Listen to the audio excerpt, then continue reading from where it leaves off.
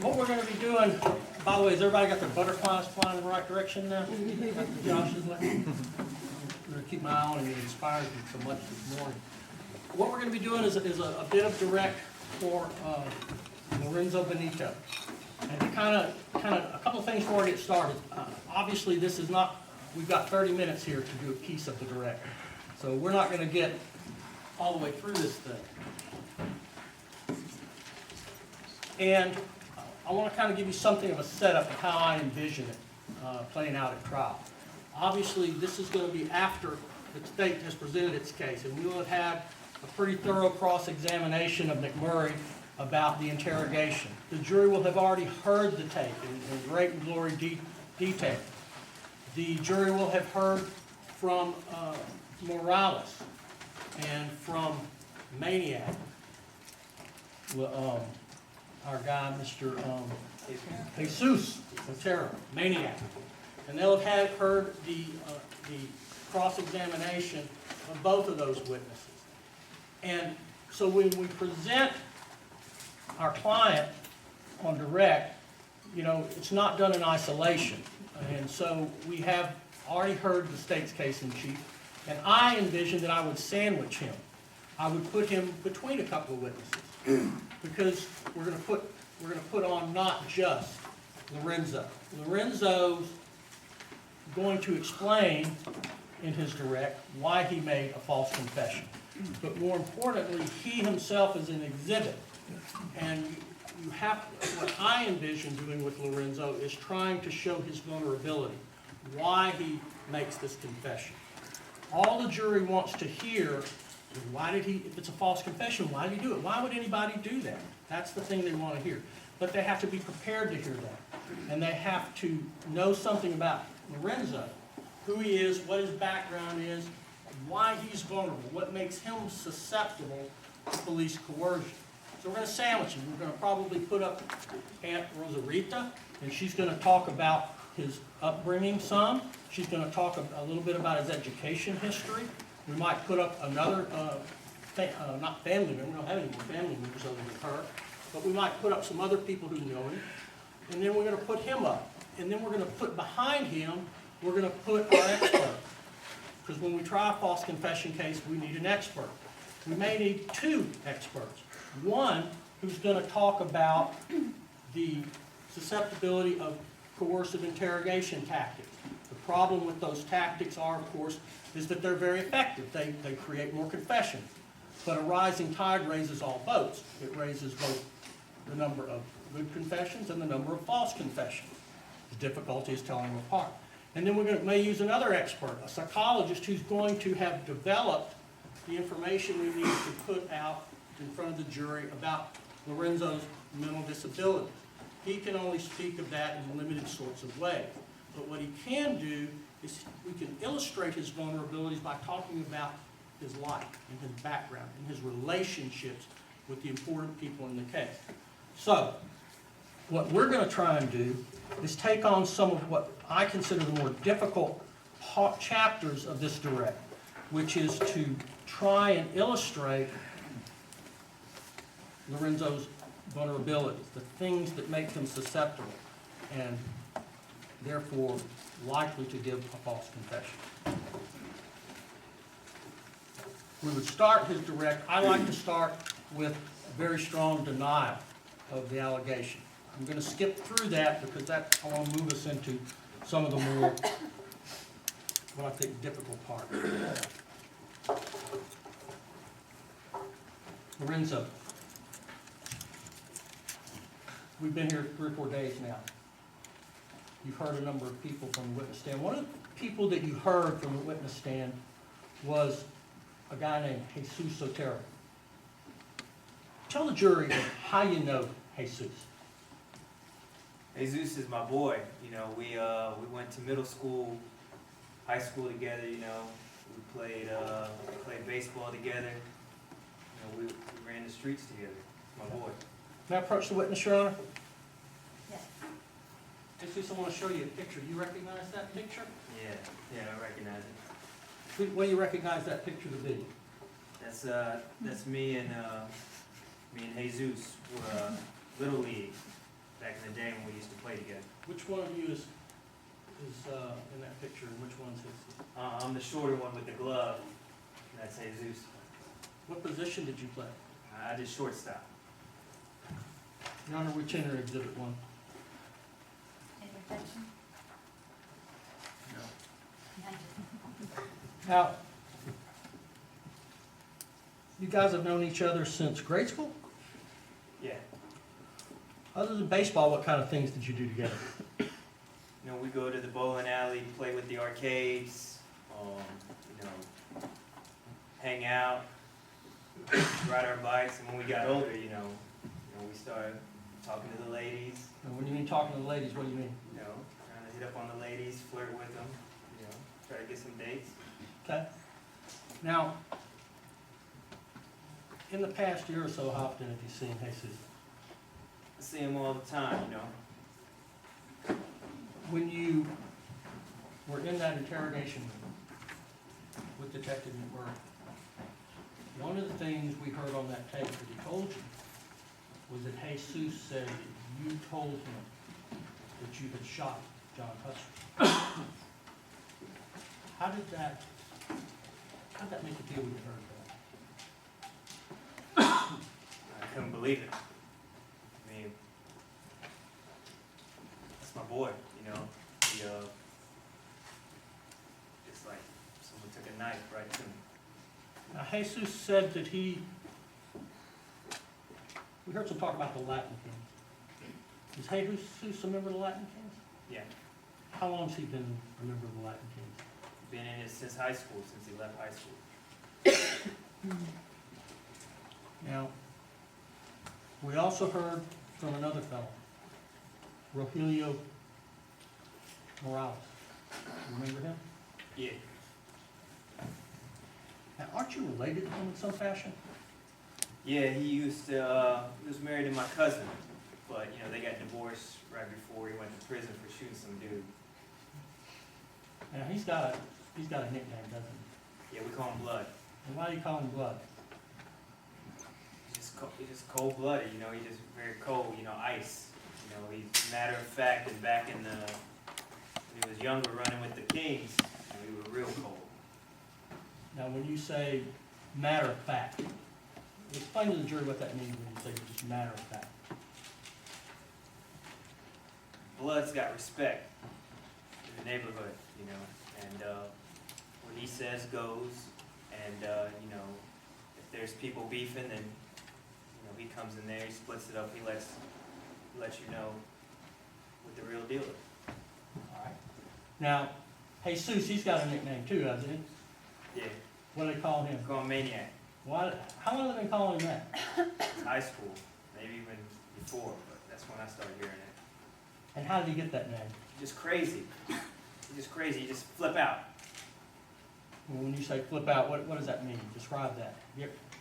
You know, he just, you know, I remember one time we were at the arcades and, you know, something happened. He lost his quarter or something. He just started shaking the machine, yelling, going crazy. And we were just like, dude, it's crazy. Now, do you do that kind of thing often? Yeah, you know, he just get real paranoid all of a sudden, just start flipping out. Has he ever done that with you? Yeah, he's done it a couple of times. Other than that time at the arcade, has he done it with you? At the restaurant. We're going to come back to that. Now, you said that Blood gets lots of respect. Is he a member of the Latin Kings as well? Yeah, he's one of the top dogs. Now, when you were in that interrogation room, and Detective McMurray was telling you about the witnesses, we heard him say that Morales also said that you told him you had killed John Huston. What did you think? What was going through your mind when you heard him say that to you?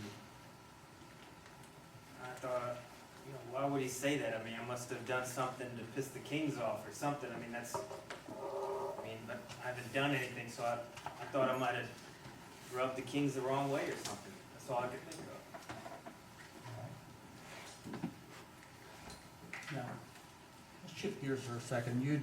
We heard from another witness. We heard from an aunt of yours, Miss Sanchez, Rosarita Sanchez, is that right? Yeah, Auntie Rosie. Now, she told us there was a time that you came to live with her, but before you came to live with her, I want to ask you about that, but I want to show you another photograph. May I approach the witness, Shara? Yes. Show you defense exhibit number 2. You recognize that photograph? Yeah, I recognize it. And who are the people in that photograph? That's me right there, chubby cheeks. That's my younger sister, Elizabeth. That's my older sister, Regina. I mean, she's older than me, but she's the youngest out of the children. That's Regina, and that's Carlos. That's my mother, Rosanna, and my father, Hugo. Now, your aunt said there was a time that you came to live with her. About how old were you at that time? About 12. How is it that you came to live with your aunt instead of with your family? Well, you know, my mom died when I was like about 11. Do you know She died. what she died of? Yeah, she had cancer. She had cancer all up in here, like the liver, stomach, all that stuff. That's how she died. All right. So your mother died. What about your father? Well, after that, about a year later, you know, my father and my brothers and sisters, they all got deported. You remember how that happened? Yeah, they were doing a raid and, you know, actually came to the house. Who came to the house? Police came to the house. We were all there, just hanging out, watching TV, and then bang, bang, bang, you know, come to the door. How many of them? It was like 6, 7 deep.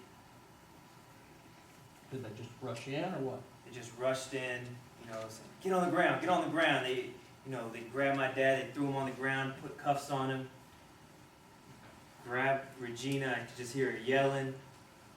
Carlos, man, he just tried to fight back and, you know, they just tased him, put him down. Where did that take place? These were all right in the living room. Where were you? I just backed up in the corner, just frozen. Just frozen. So what happened after they handcuffed your father and your brothers? Just grabbed me, grabbed us all, took us outside. I could see some of the neighbors. They're being locked up too, and they just put us in this van. Where did you go in the same van with your family? Yeah. Were you handcuffed and everything like your brothers? Yeah, they actually had zip ties on me. And how old were you at the time? I was 11, 12, I was around 12. Where did they take you? So they took me down to the station. What happened when you got to the station? You know, I waited around, tried to figure out what's going on, and then they just took me in a room, and I just sat there, you know? I just sat there. Were there other Told me people? nothing. Were there other people in the room? No, just me. I just sat there. You know how long you were there? I was there for a minute. When you say a minute, what does that mean? I was there for a while, a couple hours. Did anyone ever come get you? Yeah, and they told me my Auntie Rosie was outside and that she was going to take me with her.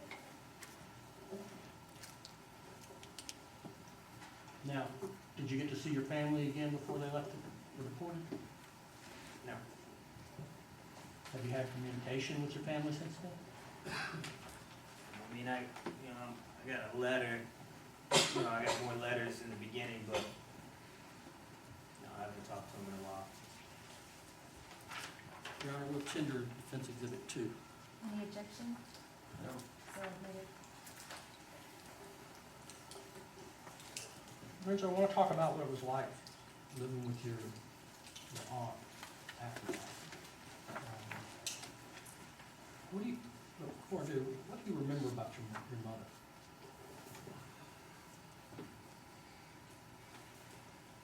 beautiful. She smiled, happy, she always do stuff with me, do my homework, take me to baseball practice, patient, When you say patient, what kind of things was she patient with you with? She just take the time she come watch my games, when she cooked dinner, just make sure we all were together, and just kind of like a mama's boy, she was always with me. All right. What do you remember about your dad? My dad, he worked hard, he worked all day. When he came home, it was about dinner, we have dinner together, that was his thing. No matter what happens, we all have dinner together. And you've had no communication with any of them or your brothers and sisters since then? Not for a while. How was life different when you were living with Aunt Rosarita? Auntie Rosie just different, she got her own thing going on. She's big into the church, going to church meetings. She helps out this flower shop, and she's much older too. She's got her own kids; they're all grown up, so she's taking care of the grandkids, and it was just different. Now, she told us that when you were staying with her, you started having some difficulties in school. Was that, tell us about what was going on with you in school at that time. Well, my mom, she used to help me, but couldn't really ask Auntie Rosie to help me, so. Why not? She was just busy, she just didn't have time, and so it just got hard, school just got hard, and got into a fight, got to switch schools. Okay, now, now you said your aunt was too busy to help you. And we'll come back to that fight in a second. What about your uncle? He was there, wasn't he? My uncle, he worked, come home, watch TV, go to sleep. I didn't even really mess with him. When I got home, I just went to the room. Now, you said you got into a fight at school. Do you remember what grade you were in at that point? Yeah, I was right between the 8th and 9th grade. Ninth grade, about high school. Okay, tell the jury about the fight, how that happened. Well, they gave us a break for recess, and so I went out there, and I saw this kid pushing on Jesus, and Jesus is my boy, so I went over there, and I saw him knock him down, so I went over there, I pushed him down, got on top of him, and got rowdy on him. On the boy that was jumping on Jesus? And then the teacher came and saw me on top, so that was it. Now, you get this right, did they move you out of school or move you to another school at that point? Yeah, they took me out of that school and they put me into a special school. Okay, when you say special school, can you describe for the jury what was different about that school and the school you were in? Yeah, it was like, there was like a trailer. It was next to the school, it was like a trailer. There was one teacher and, a smaller class, there were like 6, 7 other kids in there, but they were wacky, man. Those kids were wacky. And when you say they were wacky, what do you mean? Describe what that means. They just were like acting up, man, not talking right, not like my boys, And the boys, who are you talking about? Jesus and Joseph and them. Okay. Now, did things get any easier in that special class, or how did your school work? No, it was still hard. It was difficult. It was tough. So, it just didn't work out for me, so I left. When you say you left, did you leave? Your aunt said you left school. Is that what you're talking about? Yeah, I just left school. Okay. What about your aunts? Did you continue to stay with her? Stayed with her for a couple months, but it just wasn't working out. So I left. Why wasn't it working out with your aunt? She got her own thing going on. We just weren't really, clicking. So I just left and went out on the streets. Where did you live? Where did you sleep? I hooked up with the Jesus, man. Jesus, because by then they had left high school too. They were with the Kings. so they kind of took me in. Now, when you say took you in, what do you mean they took you in? You know, they'd bring me food, they'd give me some new clothes. For a while, I stayed in the car with Jesus. Jesus had a car, you know, I stayed with him in the car until, you know, we found a place. But, you know, they took care of me. Now, when you say they, talking about Jesus and somebody else? Yeah, a couple other my friends, they're all with the Kings, Okay. The Latin Kings. the Latin Kings. And we talk about the Latin Kings for a minute. We've heard a lot about them last week. Now, you've got something on your neck there, right? Yeah. Okay, can you turn around and show that to the jury what it is you got on your neck? What is that?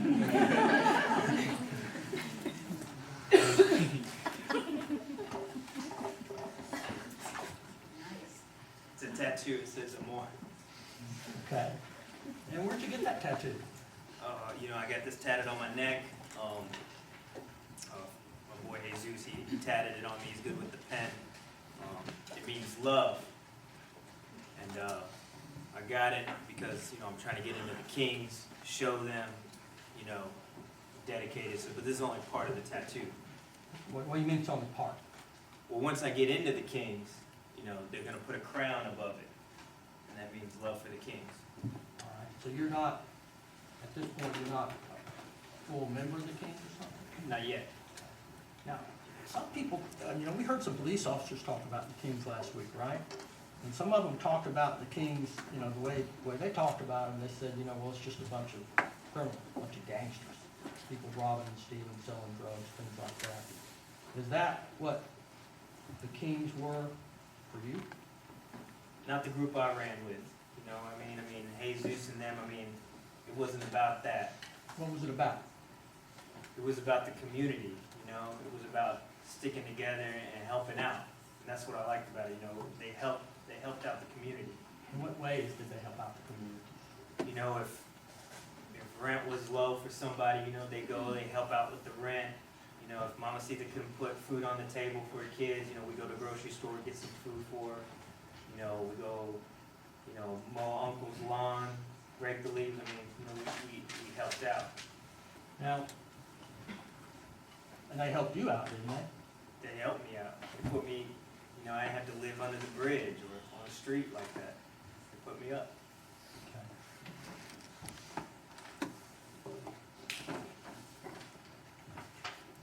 So, the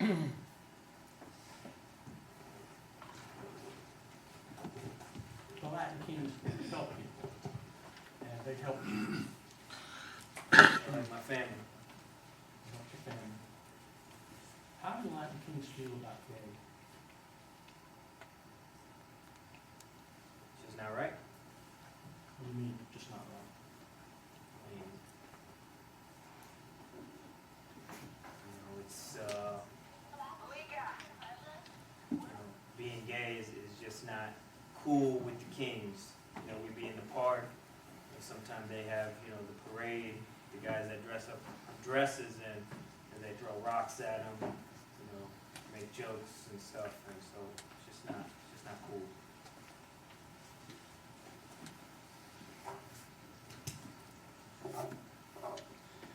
Now, we heard, last week, we heard Maniac and Blood that testified, and they said that the Latin Kings thought you were weak, thought you were gay, didn't want anything to do with you, and that you had killed this man, John Hustlers, in order to prove yourself to them. Is there any truth to that? No, man, I didn't do nothing to that dude. I wasn't trying to prove nothing. I didn't do anything. Now, did you ever tell Morales or Otero or anybody in the Latin Kings that you were gay? No. Did you think they knew that? No. Why didn't you tell them? Maybe they put me out. Put get you out of? I just knew that, you know, they found out. Couldn't run with them anymore, I couldn't be with them. I'll be back out on my own. Let me back up a second. When did you learn that you, that you had feelings for me?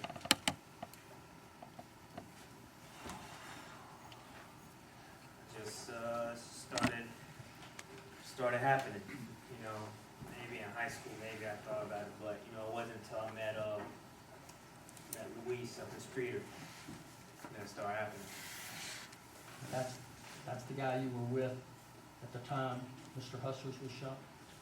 Yeah, you know, I've lately been fixing cars and doing stuff, and, you know, I was fixing a car up in Streeter a while ago, and that's how I ran into Luis. Luis fixes cars too, and so, you know, we just hit it off, and I don't really know what happened, but, yeah, I was with Luis. I was with Luis when it went down with the white guy. And you were in Streeter. I was in Streeter. Now, let's talk about when you came back to the Pilsen. You heard Otero talk about a conversation in the gas station where he said you told him that you had killed this man. Is there any truth to that? I didn't tell him nothing like that. You remember being at that gas station? Yeah, we were at the Shell gas station, And what were you doing there? and they got the best hot dogs and ices, man. So we go there, we went, I saw him there, and we just kicked it, you know, shoot the shit.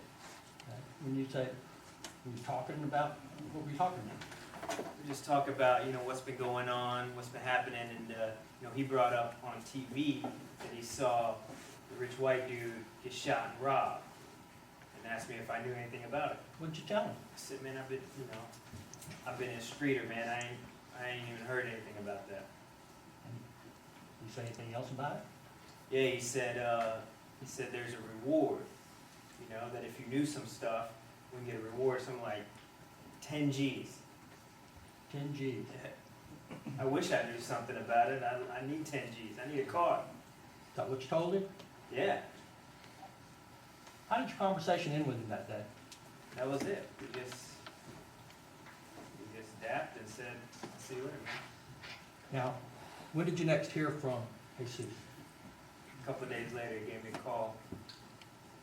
All right. What did he want? He said, let's go meet up at the restaurant, Which restaurant? Los Loros. Did you go? Yeah. When you got there, was he already there? Yeah, he's sitting in a booth. So I just met up with him at the booth. You know, there was some chips there, I had some chips. And we just talked. What were you talking about? He was acting mad shady, like he was really paranoid, you know, like looking around and just asking me weird stuff about the rich white dude that got shot. What was he saying about the? So he just kept asking me, you know about the gun, you know what kind of gun was used, you know, do you know how much money he had on him and stuff like that. What'd you say? I said, man, I don't know.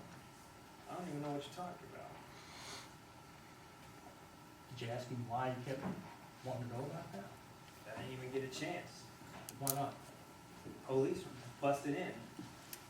What happened when the police came in? It was like 7, 8 of them, same thing, they just said, get out on the ground, get out on the ground. Grab me, put me in cuffs, I'm over here yelling, you know, what's going on, what's going on? What did I do? I didn't do nothing. They weren't hearing any of that, they just told me to shut up, stay down, and they took me out. Did they tell you why they were taking you out? No, they didn't tell me nothing. What happened to Jesus? I thought he was getting locked up with me. I didn't even really notice, they just all came in, swooped in, and that was it. And then what did they do with you? Put me in the cell for like 3 hours.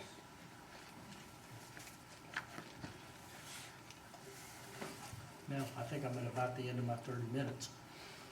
Now, where we would go from here is we would start talking about that cell. and with the 3 hours that he spent there, what was going on with him during that time, what it was like being in that jail cell for 3 hours. And then we would move into the interrogation. Now,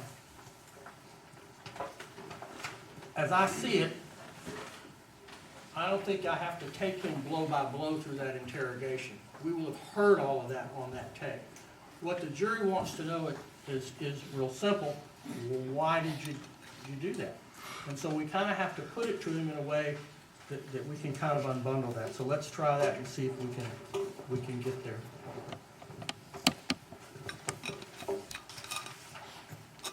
Lorenzo, what did you think was going to happen when you went to that interrogation room? I thought they were going to tell me it's a misunderstanding and let me go. Is that what happened? No, they just started talking to me. And we've all heard that tape. We watched it, that videotape. Now, you told these jurors that you didn't have anything to do with John Husser's death. And we saw how you spent a long time. You told that same thing to that detective. Tell the jury why it is that at some point you decided you had to tell that detective that you were involved with John Husser's death.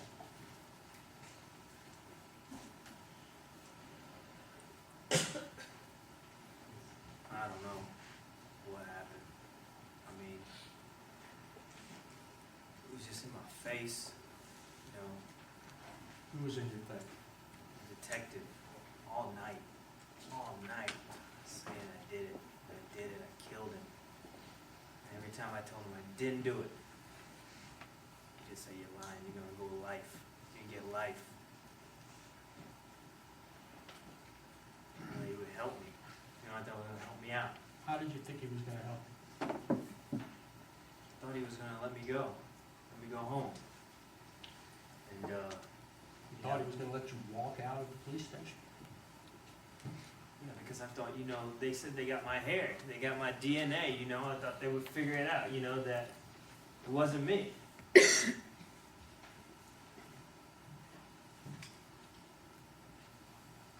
When they finished the interview, what did they do with it? They locked me away. Did they ever figure out that it wasn't you?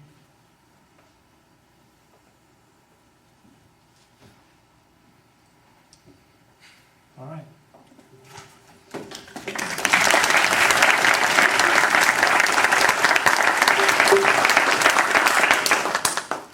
Question.